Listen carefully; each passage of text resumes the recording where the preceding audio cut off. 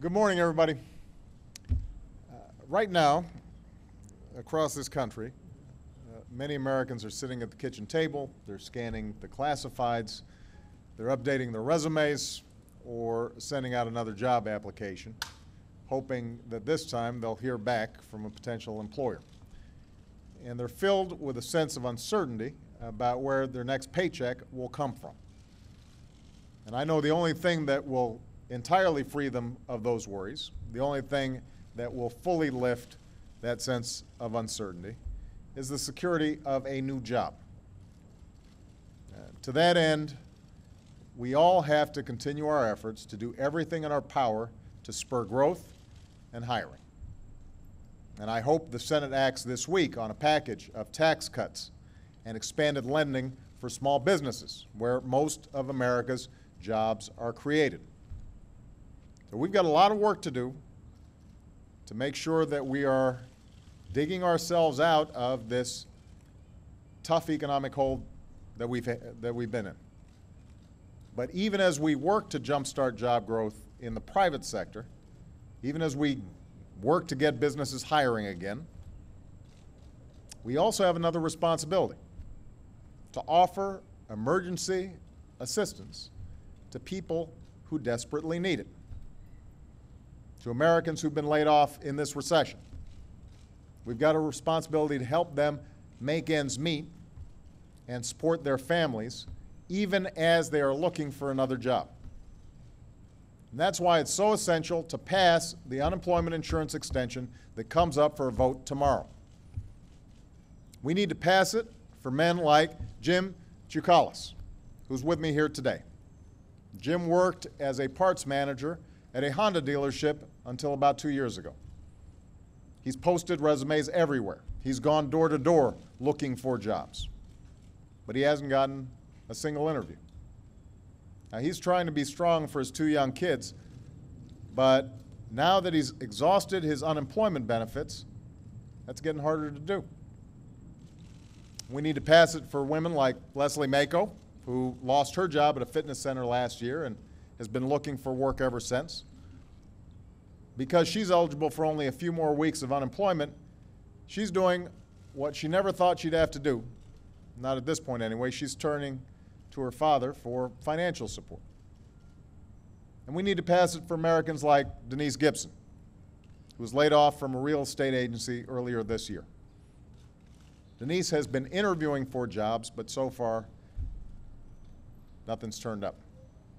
Meanwhile, she's fallen further and further behind on her rent, and with her unemployment benefits set to expire, she's worried about what the future holds.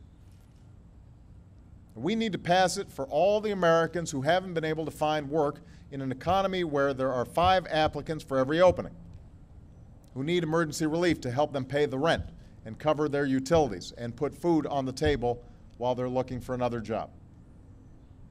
And for a long time, there's been a tradition, under both Democratic and Republican presidents, to offer relief to the unemployed.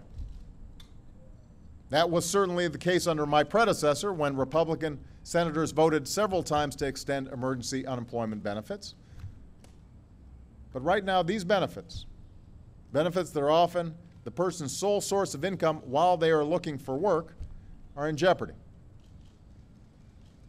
And I have to say, after years of championing policies that turned a record surplus into a massive deficit, the same people who didn't have any problem spending hundreds of billions of dollars on tax breaks for the wealthiest Americans are now saying we shouldn't offer relief to middle-class Americans like Jim or Leslie or Denise, who really need help. Over the past few weeks, a majority of senators have tried, not once, not twice, but 3 times, to extend emergency relief on a temporary basis.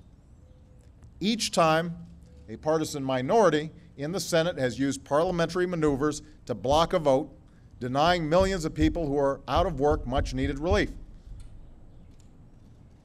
These leaders in the Senate who are advancing a misguided notion that emergency relief somehow discourages people from looking for a job should talk to these folks.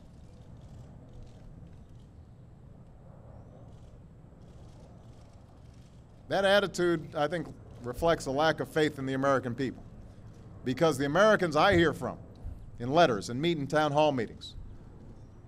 Americans like Leslie and Jim and Denise, they're not looking for a handout. They desperately want to work. Just right now they can't find a job.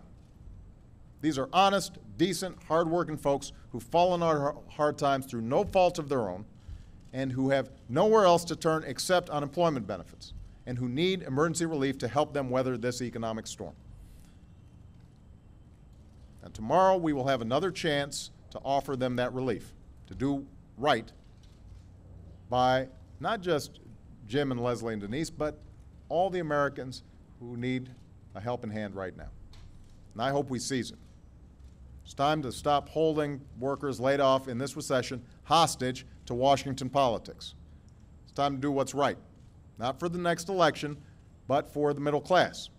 We've got to stop blocking emergency relief for Americans who are out of work. We've got to extend unemployment insurance.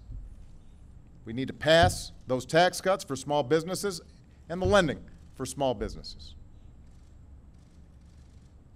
Times are hard right now.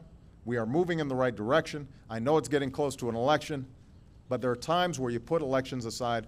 This is one of those times. And that's what I hope members of Congress on both sides of the aisle will do tomorrow. Thanks very much.